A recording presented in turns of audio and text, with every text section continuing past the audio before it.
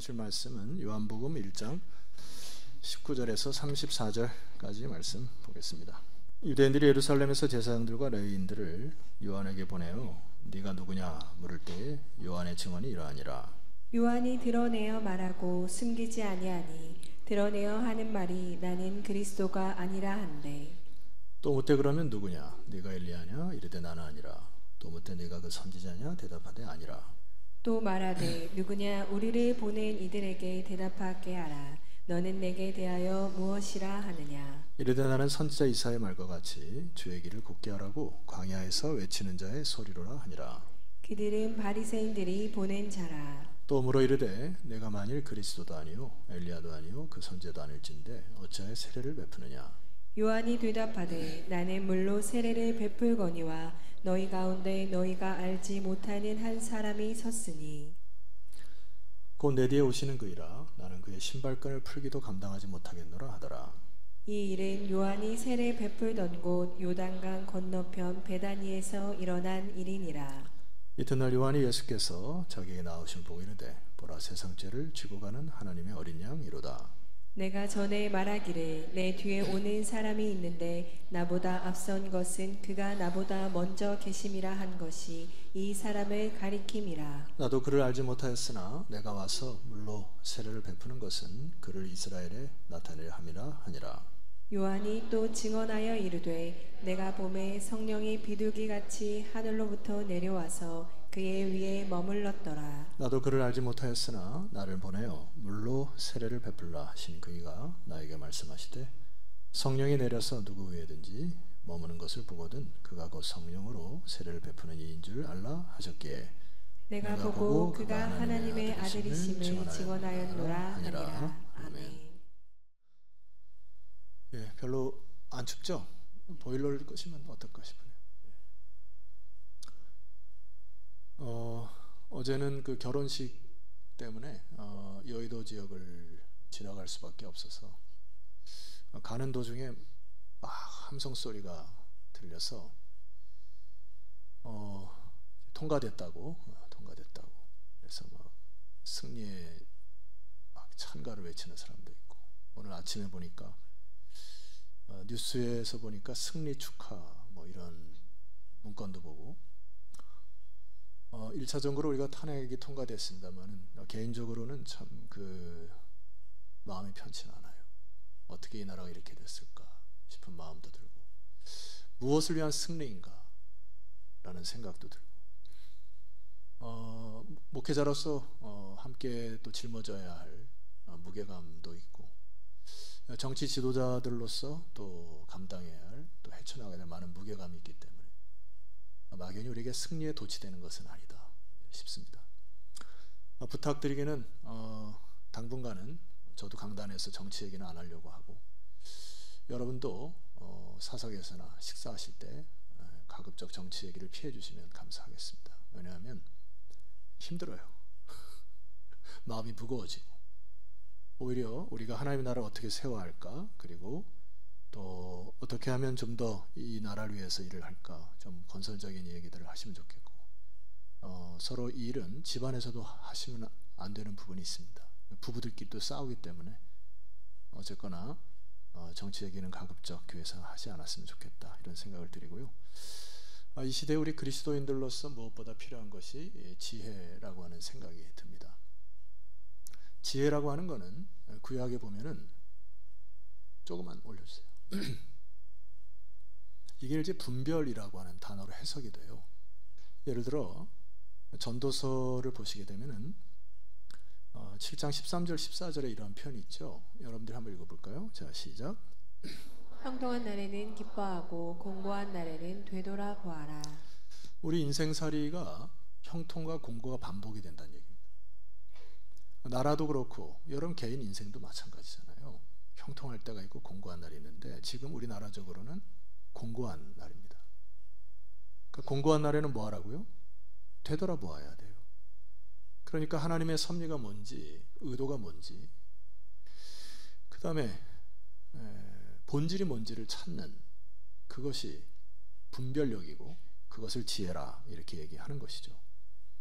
그래서 제가 주중에 읽었던 우리 교회도 한번 오셨던 그 정민영 선교사님이라는 분이 계십니다. 그 정민영 선교사님의 글 가운데 이제 코로나 전국을 맞이해서 글을 쓰신 것이 있는데, 제가 우연적으로 그 글을 보다가 참 도전된 부분이 있었어요. 그분이 그 신학자 마이클 프로스트라고 하는 분의 문장을 인용해서, 그 프로스트가 뭐라고 얘기했냐면은 불연속적이거나 예상치 못한 도전 앞에 반응적 지도력은 효력이 없다라고는 얘기를 했습니다. 이게 이제 영어 표현하면 reflexive 이렇게 돼야 되는데, 그냥 반응하는 것은 지도력이 효력이 없다. 그것은 조금 무가치하다, 이런 얘기예요. 그래서 이제 뭐라고 결론을 내리냐면은, 코로나 이후 망가진 생태계에 대한 많은 깨달음이 있었고, 교계도 민낯이 드러나면서 오히려 깨닫게 하시는 축복이 있었다. 이런 일을 당면할 때 정말 중요한 것은 임기응변이 아니라 뭐 하는 것이라고요? 본질을 성찰하는 것이다. 그것이 지혜라는 얘기고요. 이는 주관적 해석이 아니고 하나님께서 이 일을 하시는 것을 분별하라는 것이어야 한다. 단순히 이 부분이 중요합니다. 반사적인 대응을 안 할 수는 없지만은 우리는 반추적이 되어야 한다. 영어 표현에 이게 좀 은유를 맞춘 것 같은데, 리플렉시브가 아니고 리플렉티브가 되어야 된다. 반추가 되어야 된다. 반추가 뭐지요? 되돌려 생각하고 깊이 묵상하고 되새김질해서 본질이 무엇인지를 발견해야 된다. 반응이라는 건 쉽습니다. 그냥 반사적으로 반응하는 너무나 쉬워요. 어렸을 때 여러분들 그 학교에서 무릎 밑에 한번 쳐봤죠? 무릎 치면 무릎이 올라가잖아요. 이걸 반응적이라고 하는 겁니다. 아무런 조건 없이 그냥 올라가요. 학교에서 친구들과 이렇게 공부하다가도 뒤통수 한 대 치면 여러분 갑자기 일어나서 싸우려고 했던 적이 있으시죠? 그건 반응인 거예요. 반사적입니다. 누가 나한테 욕하면 되려 욕하고 싶은 거, 그거 반응적이에요. 그러나 이 시대는 그냥 아무런 생각 없이 끌리는 대로 반응적으로 살아가는 것이 아니고 반추적인 시대의 흐름을 보아야 해요. 되돌려 생각하고 깊이 생각하고 되새김질해서 어떻게 이 난국을 헤쳐나갈지 여러분들이 깊이 반추하는 신앙이 회복되기를 소망합니다. 세례요한이라는 인물을 우리가 오늘 조명해 볼 텐데, 세례요한 역시 우리들이 생각할 땐 굉장히 여러분 어떤 생각으로 세례요한을 볼지 모르겠지만 그때 당시에 굉장히 세례요한은 유명한 사람이었어요. 그래서 오늘 19절에도 보면 유대인들이나 다른 사람들이 세례요한에게 와가지고 도대체 당신이 누굽니까? 너의 정체가 누굽니까? 물어볼 정도로 굉장히 유명 인사 중이었어요. 그랬더니 세례요한이 뭐라고 얘기하냐면은 나는 광야에서 외치는 자의 소리다, 이렇게 얘기를 했어요. 그러니까 나는 내 뒤에 오시는 이의 신발끈도 묶지 못할 정도의 연약한 자다, 이렇게 얘기를 했습니다. 그러면서 정확한 신앙 고백까지 해요. 그는, 예수님은 세상 죄를 지고 가는 하나님의 어린 양이로다 라고 하고 너무 잘 알고 신앙 고백을 잘 했단 말이에요. 그래서 우리가 뭐 유년주랍게 배웠던 것은 세례요한은 예수님의 앞길을 준비하였고 그 다음에 잘 순종하였고 기다렸고 예배하는 자였다, 이렇게 우리가 잘 배웠죠. 물론 그의 역사가 그렇게 됐지만 세례요한의 일생을 보면 세례요한의 위기가 찾아옵니다. 그 위기가 마태가 기록을 하는데, 화면을 보시면 마태복음 1장 11장 2절 말씀 보면 이렇게 나와 있어요. 요한이 어디에서요? 옥에서 그리스도께서 하신 일을 읽고 제자들을 보냈습니다. 첫 번째 위기죠. 이게 신앙의 위기 중에 뭐가 있냐면은, 주님 제가 잘 살았고 사역 잘했는데 제 형편이 옥에 갇히는 이 신세가 뭡니까? 이게 위기일 수 있죠. 나름대로 열심히 살았는데 뭐 실패를 했다거나 또 여러 가지 많은 아픔이 찾아올 때 도대체 이게 뭡니까? 이게 위기가 올 수 있죠. 근데 진정한 위기가 뭐냐면은 3절이에요. 3절 말씀 보시면 여러분이 한번 읽어볼까요? 자, 시작. 예수께 여짜오되 오실 그이가 당신이오니이까 우리가 다른 일을 기다리오리까. 참 독특해요. 이게 지금 세례 요한 안에 혼돈이 생겼는데 예수님이 메시아임을 의심하기 시작한 겁니다. 어디서요? 옥에서. 그러니까 자기가 상황에 갇혀 있고 아무리 묵상해봐도 자기가 가진 컨셉, 자기가 생각하는 메시아상과 들려오는 메시아의 언행이 일치가 안 되는 겁니다. 그러니까 메시아라면 이래야 되는데, 예수라면 이렇게 해야 되는데, 하나님의 아들이라면 이렇게 살아야 되는데 라고 하는 이런 생각들이 들려오는 소식에 의하니까 그러면 메시아가 아닌 것 같은데, 그러면서 제자들에게 가서 물으라는 거예요. 당신 정말 메시아입니까? 우리가 그럼 누구를 기다려야 됩니까? 또 다른 메시아가 누굽니까? 라고 하는 세례 안에 품고 있던 그 메시아관이 좀 오염되었던 것이 보여집니다. 왜 오염됐다고 생각하냐면은 마태복음을 가만히 읽어보면은 세례 요한의 기질에 따라서 메시아관을 정립했던 것 같아요. 그러니까 자기의 성품이나 기질로 인하여서 예수는 이렇게 해야 돼, 생각해야 된다, 이런 것들이 조금 소견이 좁아 있던 부분이 있습니다. 예를 들면 백성들에게 선포를 하는데, 자, 마태복음 3장 10절을 여러분이 한번 읽어보시면 좋겠어요. 3장 10절 화면을 통해서, 성경을 통해서 보시면 좋겠습니다. 자, 한번 여러분 읽어볼까요? 자, 시작. 이미 도끼가 나무 뿌리에 놓였으니 좋은 열매를 맺지 아니하는 나무마다 찍혀 불에 던져지리라. 네, 여러분 참 고상하게 잘 읽으셨는데 저는 이 부분이 그렇게 읽혀지지가 않아요. 왜냐하면 세례 요한하면 저는 그 어렸을 때 보았던 영화 중에 바야바가 딱 떠올라요. 바야바 아신가요? 광야에서 막 이렇게 덥수룩하게 머리 막 풀어헤치고 와 하셨던 그 바야바. 젊은 세대는 집에 가서 찾아보시면 됩니다. 스트레스 받지 마세요. 그러고 이게 오늘 이 표현도 보면 굉장히 단도직입적이고 표현이 직선적이거든요. 그리고 아마 광야에서 외치는 자의 소리였기 때문에 목소리도 굉장히 컸으리라 생각이 되고 등치빨도 좀 있어야 생각하고, 그러니까 주변에 있는 리더자들이 경계했던 인물 중에 하나가 세례 요한이죠. 그러니까 이 3장 10절을 이렇게 읽으셔야 됩니다. 이미 도끼가 나무 뿌리에 놓였으니 좋은 열매를 맺지 않은 나무다 찍혀 불에 던져지리라. 막 이랬던 것 같아요. 회개하라. 목 아프다. 천국이 가까웠느니라 하고 뭐 이렇게 광야에서 외치는 자의 소리로 했던 것 같아요. 왜냐하면 이 세례 요한의 성품 중에 보면은 불의를 참지 못하는 성품이 있습니다. 그래서 헤롯 대왕이 그의 그 동생 처를 건드리잖아요. 그걸 가지고 직선적으로 얘기해 버립니다. 그래가지고 옥에 갇히죠. 그러니까 불의를 못 참아요. 강함과 용맹이 있습니다. 그리고 대담성이 보여요. 그래서 제가 세례 요한의 MBTI를 좀 분석을 해봤습니다. MBTI를 분석해 보니까 성경에 근거한 거 아니고 SNS에 근거해 보니까 INFJ 정도가 될 것 같은데, 강렬하고 이상주의적이고 믿음에 집중하는 사람, 이게 신앙적으로 INFJ예요. 장점이 있는데 상상력이 풍부하고 창의력이 있고 독창성이 있고 언어 능력이 뛰어나다. 일부 예배 때 이 INFJ를 설명을 했더니 목사님 저 INFJ예요 하고 하이파이브 간 성도가 있어요. 혹시 INFJ 있으면 끝나고 저를 잠깐 면담했으면 좋겠습니다.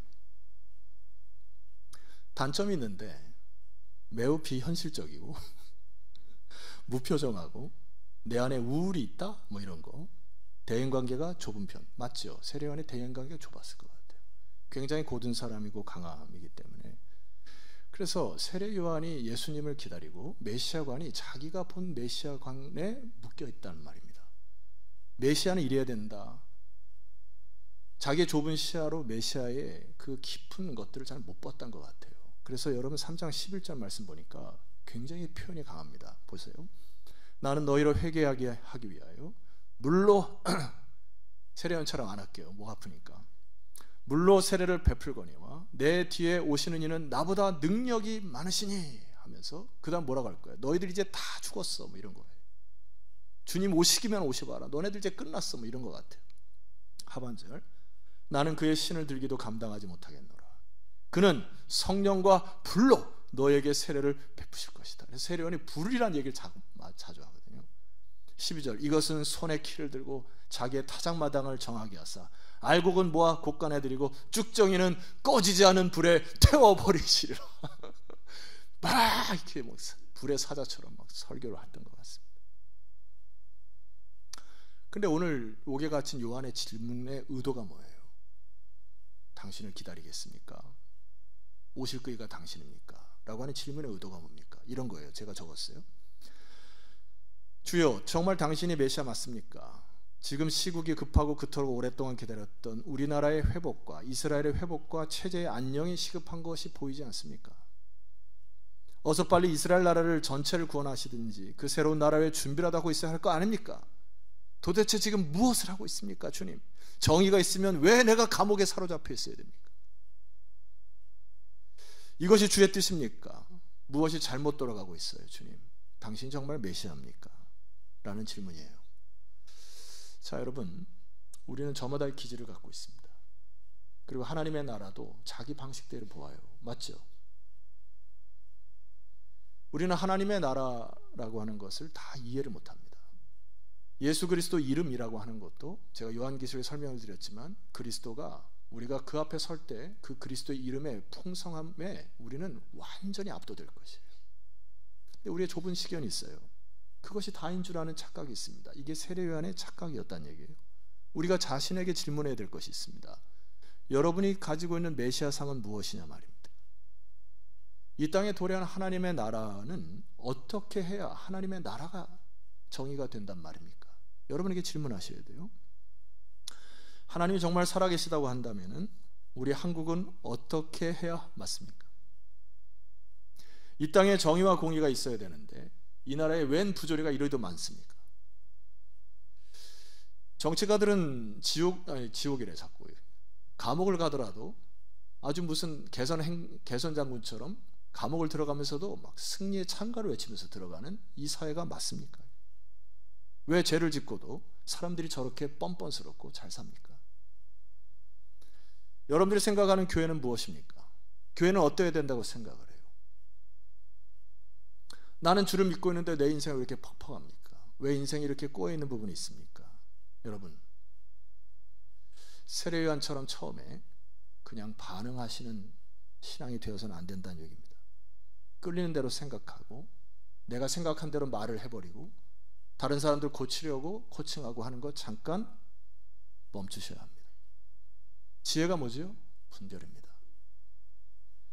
하나님께서 이 시국에 그리스도인으로서 어떻게 해야 할지를 반추하시라고요. 그냥 생각한 대로 말을 하거나 감정이 상한 것을 욕하지 마시라고요.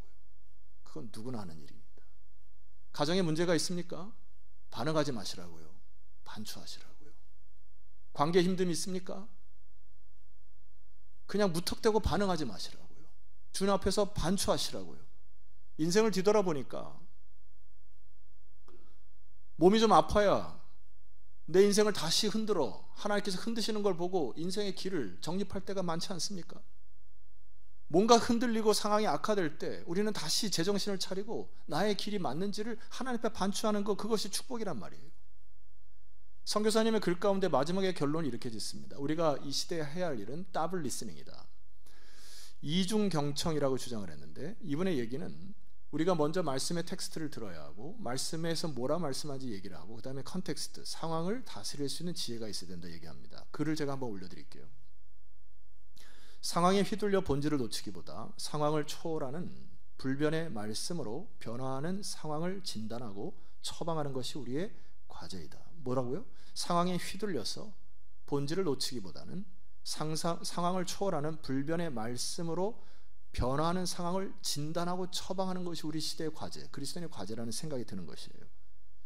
영어 표현에 보면은 벌을 비라고 얘기하거든요. 비. 우린 벌이 어떻게 옵니까? 날아다니면서 엥 울어요? 엥 이렇게 옵니까? 충청도는 어떻게 울어요? 영어 사람들이 이 벌을 삐삐 이렇게 다니는 것 같아서 비라고 지은 것 같아요. 삐삐 이렇게. 그래서 바쁜 벌을 뭐라고 표현하면 너무 바쁜 사람들 있죠. 바쁜 사람들 보고 비지비 이렇게 얘기합니다. 너무는 벌처럼 너무 바빠. 여러분, 우리의 바쁜 일상을 조금 정리할 필요가 있어요. 저스틴 베스라는 분이 그 글의 두 번째 글에 이런 부분이 있습니다. 제가 읽어드립니다. 우리는 우선적으로 그리고 궁극적으로 성경에 푹 잠겨야 한다. 시공간을 초월하는 하나님의 말씀을 우리 마음의 심연에 모여야 한다. 제가 역으로 질문해 볼게요. 지난 한 주간 동안 하나님과 독대하여 하나님께서 말씀하신 것을 사모하여 여러분의 심연에 흡수한 시간이 있었습니까? 여러분의 뒤틀어진 관계 속에서 하나님 무엇라 말씀하시는지를 깊은 묵상이 있었느냐 말이에요. 꼬여진 상황 혹은 실패의 상황 속에서 아버지 하나님께서 무엇라 말씀하시는지 깊은 묵상의 시간이 있었느냐 말입니다. 더블 리스닝의 얘기가 뭐예요? 내 생각 말고, 그냥 상황에 이야기하는 거, 반응하는 거 말고, 그냥 내가 살아왔던 습관대로 말하고 행동하는 거 말고, 하나님이 이 한국 땅에 이 어려움을 주셨을 때 도대체 아버지께서 뭐라 말씀하시는지를 여러분 그 심연 깊숙한 곳에 하나님의 말씀 들었냐 말입니다. 이게 우리가 회복해야 될 이 시대에 하나님의 지혜를 통하여 시대를 분별할 수 있는 말씀이 들려지는 축복이 여러분의 인생에 다시 회복되기를 주의 이름으로 축원합니다.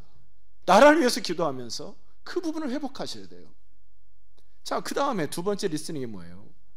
그때 비로소 우리는 문화 속에 들어가 바르게 비판하고 오염된 문화를 뒤집을 수 있게 되는, 하나님이 이 땅에 우리에게 사명자로 주신 그 사명을 깨달아 실질적으로 역할을 할 수 있는, 그것이 우리의 본질 아닙니까?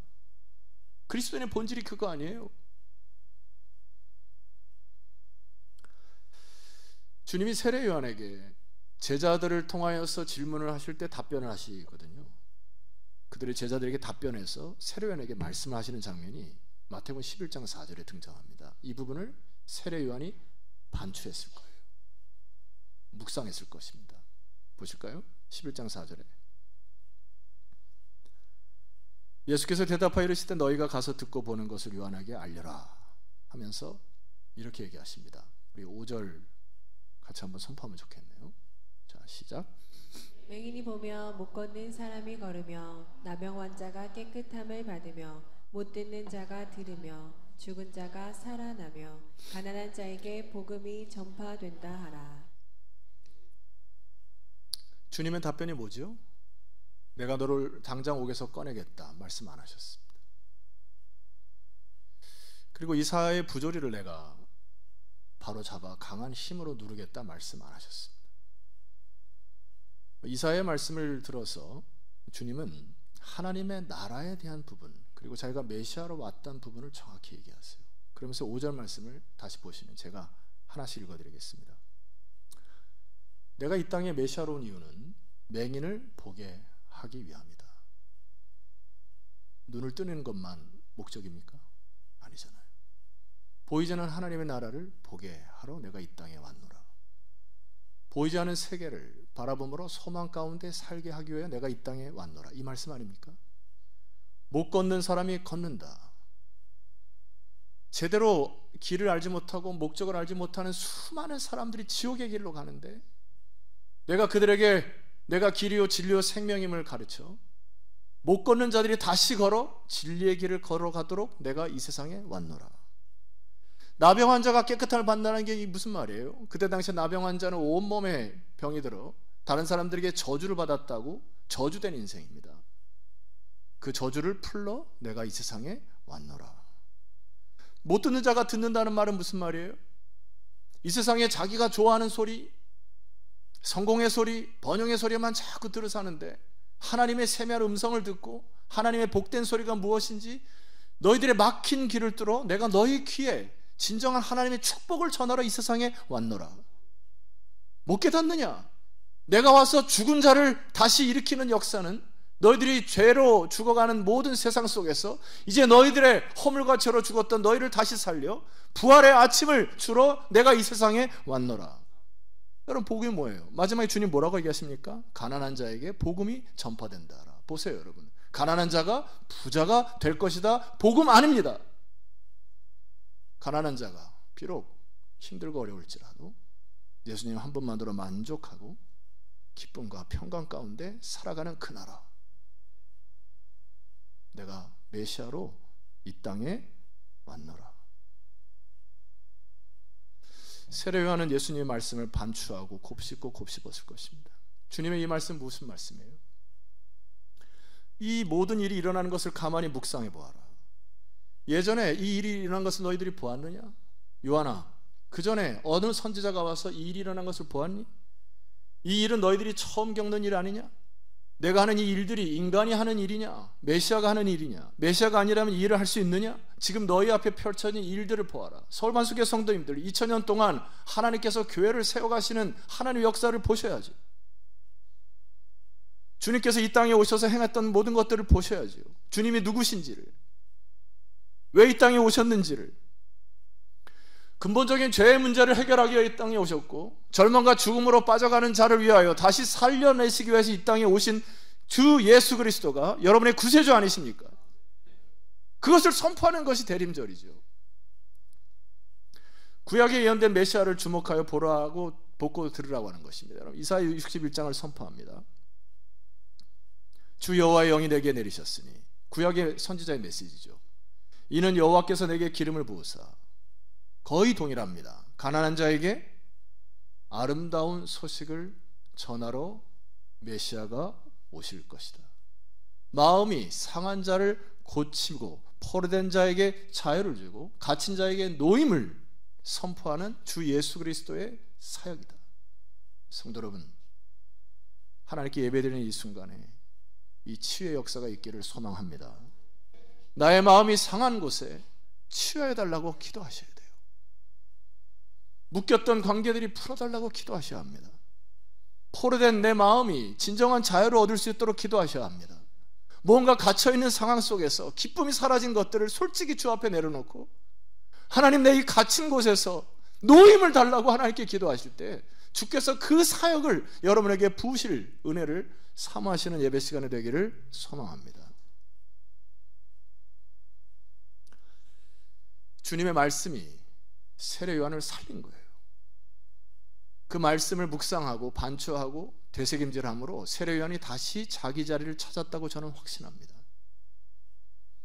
증거 구조를 한번 대보겠습니다. 요한복음 10장 40절 이하에 보니까, 여러분 40절 41절을 함께 읽어볼까요? 자, 시작. 다시 요단강 저편 요한이 처음으로 세례 베풀던 곳에 가사 거기 거하시니, 41절. 많은 사람이 왔다가 말하되 요한은 아무 표적도 행하지 않았으나 요한이 이 사람을 가리켜 말한 것은 다 참이라 하더라. 42절. 예수님이 다시 세례 요한은 이제 가고, 예수님이 세례 요한이 했던 그 강가에 머물러서 많은 사람들이 따라오는데, 많은 사람들이 예수님을 향하여 뭐라고 얘기했냐면, 메시지 성경으로 읽어드릴게요. 요한은 기적을 하나도 행하지 못했지만은 그가 이분을 두고 한 말은 모두 사실이었습니다 라고 하면서, 그때에 거기서 많은 사람들이 예수를 뭐했다 했습니까? 세례 요한이 베푼 기적은 보지 못했지만은, 이게 무슨 말이에요? 세례 요한의 말과 그 말대로 행한 삶의 증명이 당신이 살아계신 예수 그리스도임을 믿게 하는 도구였습니다. 이 얘기로 많은 사람들이 믿었다라 했습니다. 세례 요한을 감동하고 세례 요한이 믿음의 사람으로 나간 이유가 뭐죠? 예수님이 이 땅에 오셔서 본인이 하나님의 나라에 대한 말씀을 하시고, 천국 이런 것이라고 하시고, 메시아는 이런 것이다 하고, 가만히 반추해 보니까 예수님이 하신 말씀을 하나도 땅에 떨어뜨리지 아니하고 모든 것을 이루신 것을 묵상하기 시작합니다. 세례 요한의 가슴 속에 주님이 행하신 기적이나 수많은 이적을 보면서도, 주님이 저 이적과 기적을 통하여 죄와 절망으로 죽어가는 온 인류를 회복하시려고 하는 저분이 말씀하신 것이 하나도 땅에 떨어지지 아니하는구나, 말씀하신 대로 사셨구나, 저분이 메시아로구나. 그리고 세례 요한이 다짐을 합니다. 나는 광야에 외치는 자의 소리였구나, 나는 이 사명을 다해야 되겠다 하고, 그가 말한 말들을 끝까지 지켜내며 믿음의 증명을 해내는 세례 요한의 죽음이 수많은 사람들을 감동하여, 세례 요한 이후에도 그의 말과 행함을 통하여 사람들이 많이 주께로 돌아오는 광야에 외치는 자의 소리로 세례 요한은 죽었던 것입니다. 그것이 복음이죠. 오늘 제가 설교 제목을 뭐라고 잡았습니까? 그러면 너는 누구냐? 제가 설교 제목을 삼았는데, 여러분 누구십니까?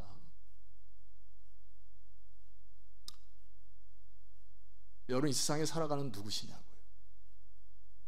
죄송한 말씀 하나 드립니다. 한국교회가 너무 부해졌어요. 성공이라는 메커니즘 속에서 사회랑 견주어 가는 것 같아요. 형식적인 종교화의 모습들이 많이 있습니다. 세속화에 물들어 있는 것 부인할 수가 없을 것 같아요. 어느 순간 우리는 주님을 믿고 주님을 따른다고 하면서도 세상에서 기준하는 것들을 따라가고 잘 되면 기쁘고 안 되면 원망하고 불평하는 인생의 똑같은 패턴으로 가는 것들을 보게 됩니다. 제가 어떤 신문을 보다가 밥상저주라는 글을 읽었는데 로마서 11장 9절에 보니까 다윗이 이런 얘기를 하거든요. 이게 저주의 시인데 그들의 밥상이 올무와 덕과 거치는 것과 보응이 되게 하시옵고, 이게 저주의 시입니다. 그들의 눈은 흐려 보지 못하고 그들의 등은 항상 굳게 하옵소서 하였느니라. 원수를 혼내달라고 하고 망해달라고 하는 이야기인데 이거를 풀면은 이렇게 됩니다. 하나님, 원수들에게 어려움을 주지 마시옵소서. 오직 잘 먹고 잘 사는 밥상의 일에만 매달리게 해주십시오. 평생 헛된 것을 추구하다가 깨닫지 못하고 죽게 만들어 주시옵소서. 이 땅에 태어나 비전과 사명 없이 밥상 걱정만 하다가 죽어가는 게 인생의 최대의 저주라 라고 하는 거 아멘이십니까? 바보라고 하는 단어는 밥보에서 나왔다요. 어떻게 하면 먹을까? 어떻게 하면 입을까? 어떻게 하면 잘 살까? 평생 그렇게 노래하다가 주님 없이 살아가는 인생이 최대의 저주의 인생이라. 사도 바울이 그렇게 얘기를 하는 것 같습니다. 여러분, 우리 한국을 바라보면서 반추를 하셔야 되고 우리 교회가 어떤 사역을 해야 하고 다시금 교회 본질이 무엇인지를 돌아보아야 될 시기가 된 것 같습니다. 한 가지만 말씀드리고 설교를 마칠게요. 조앤 세틀러라는 여자 선교사님 계십니다. 이분이 사역했던 곳이 말랑가오 민족인데 그 미개인들, 아프리카 미개인들 사역을 하면서 어느 날 그 도시에 무당 할아버지가 굿을 버리는데 한 아이가 몰래 가서 돼지의 귀를 잘라다가 놀기 시작했어요. 그러니까 무당 할아버지가 열받겠지 않았겠어요? 그러니까 감히 내 무당이라는데 저 녀석이 해가지고 저주를 퍼붓은 겁니다. 그래서 구판이 끝나고 그 씨로 아이가 시름시름 앓은 거예요. 그러니까 이제 그 부모가 놀란 거 아닙니까? 열병으로 막 시름시름 하니까 그 아이를 데리고 선교사님께 찾아온 겁니다. 선교사님, 도와주십시오. 얘가 지금 열병이 앓아가지고 어떻게 할지 모르겠습니다. 그러니까 선교사님이 이제 팀원들을 다 모아다가 일주일 동안 그 아이를 위해서 열심히 기도를 했어요. 근데 결론은 일주일 후에 이 아이가 죽었습니다. 그러니까 이제 패닉 상태가 된 거죠. 그러니까 선교사들도 이런 원망이 있는 것이죠. 하나님, 이럴 수가 있습니까? 이제 누가 하나님을 믿겠어요? 무당에게 패배한 하나님을 누가 믿겠습니까? 하고 이제 좌절감에 빠져 있고, 그런데 그 뒤로 한 일주일 세월이 지나서 이렇게 있는데 그 아이 죽은 부모들이 또 친지들이 함께 선교사 댁을 찾아와서 이렇게 얘기한 겁니다. 그 부분을 제가 그 글을 발췌했는데요. 당신네들은 죽음을 무릅쓰고 두려워하지도 않고 찾아와 위로하고 사랑으로 섬겨주는 것을 보고 그렇게 무서운 신을 섬기지 않고 사랑의 하나님을 섬기기로 결정했습니다. 무슨 일이 일어난 거죠? 아이가 죽어서 겉으로는 실패한 것처럼 보였는데 선교사님들이 정신을 차리고 보니 가서 위로를 해야 되겠다. 왜냐하면 그 불악에 있는 많은 사람들이 이 가문이 저주를 받았기 때문에 우리가 가면 또다시 저주를 받을 것 같으니까 아무도 찾아오지 않은 그 시대에 선교사들이 다시 정신을 차리고 위험을 무릅쓰고 혹은 마음의 부담감을 무릅쓰고 매일 그 집을 찾아간 거예요. 그래서 위로하고 사랑하고 격려하고 그리스도의 사랑을 전한 겁니다. 성도 여러분, 우리의 삶에 하나님의 기적과 하나님의 역사를 강구하는 거 무리수가 아니죠. 때로는 내가 실패한 자락이나 깨어진 관계 속에서 하나님 역사해달라고 하는 거 무리수가 아니죠. 그렇지만 우리가 더 힘쓰고 애써야 될 것은 무엇입니까? 우리가 벌어진 이 상황 속에서 그냥 끌리는 대로 생각한 대로 말하고 말을 뱉어버리고 행동하는 것이 아니고, 내가 주어진 이 환경 속에서 주님이 무엇라 말씀하시는지, 비록 하나님의 기적을 경험하지 못하였지만 다시 그리스도의 사랑으로 그 집을 방문하는 우리 서울반석교회 성도들이 예수님의 오심을 기다리면서 힘쓰고 애써야 될 것은 정말 어렵고 가난하고 소외되고 힘든 영혼들이 무엇인지, 그리스도의 심장 가지고 그들을 가서 사랑과 섬김으로 그들에게 찾아가기 시작할 때 하나님께서 기뻐하시리라 믿어 싶지 않습니다. 우리의 부한 마음을 회개하셨으면 좋겠고, 세상의 가치관 속에서 다시금 올바른 메시아상을 회복했으면 좋겠고, 주께서 이 땅에 오신 이유가 죽어야 사는 비밀, 십자가를 져야 다시 부활의 아침을 맞이하는 그것이 십자가의 길인데, 어느 순간 우리는 희생하고 헌신하고 고생하는 일들은 자꾸 뒤로 빠지고 남들에게 보여지는 일이나 화려한 것 때문에 마음 빼앗기는 것 회개하셔야 합니다. 다시금 우리 주님 오심을 기다리면서 십자가의 본질로 돌아가는 서울 반석교회 성도들이 되시기를 소망합니다. 하늘의 밀이 땅에 떨어져 죽어야 사는 원리, 교회의 본질입니다. 잘 일어나서 아버지 앞에 찬양 드리십시다. 영접하는 자 곧 그 이름을 믿는 자에게는 하나님의 자녀가 되는 권세를 주셨으니 할렐루야. 아멘. 여러분들은 하나님의 자녀이십니다. 머지않아 영광스러운 품에 안길 자녀들이에요. 이 시간 신앙의 본질을 회복해달라고, 나의 잘못된 신앙관, 세례요한이 보았던 잘못된 메시아관, 하나님 복음 안에 자유케 하여 주옵소서. 나의 눈이 띄어지고 내 귀하가 하나님의 음성을 듣고 주께서 맡기신 사명 감당하다 영광스러운 품에 안기는 아버지의 자녀가 되는 권세를 회복하기를 소망합니다. 우리 주여 한번 간절히 부르시고 기도하며 나가도록 하겠습니다.